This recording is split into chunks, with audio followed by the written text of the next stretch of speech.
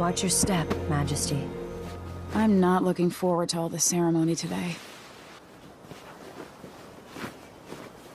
Your signet ring. There. You're ready. Thank you, Alexei. Open the doors.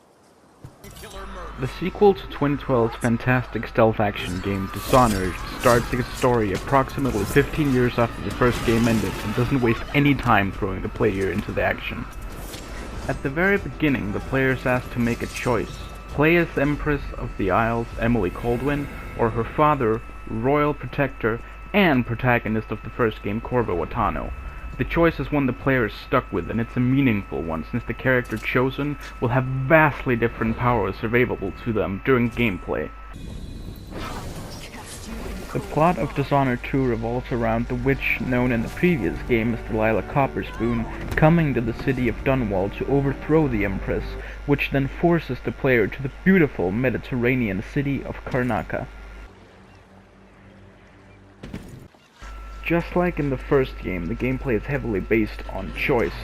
Do you let everyone live, even the targets should be justified in wanting dead, or do you go with a more brutal approach? It's all up to the player, but choices have consequences. Killing people will not only result in a darker ending, but the levels might change as well. Maybe it's something small and subtle, like a few NPCs acting in different ways, or sometimes the game's new animal type, called the Bloodflies, will have massively infested an area that otherwise they wouldn't have. In either case, the game is a very enjoyable stealth experience. Enemies are more aware and smarter than before, making for a greater challenge than in the first game. Like before, the player will have a number of different gadgets, tools, and supernatural powers at their disposal. Corvo retains his powers from the first game, like the conjuring of a rat swarm, being able to teleport a short distance, and fully stopping time for a moment, allowing him to escape or attack a number of enemies very quickly.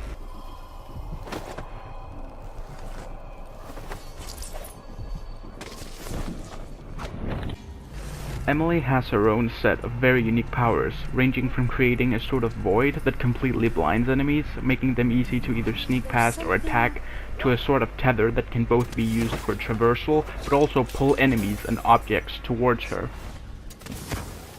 There are also a couple of very impressive levels, such as a mansion designed to be able to shift and change at the flick of a switch, and another level that seamlessly allows the player to travel to the past of a mansion that since then has completely decayed.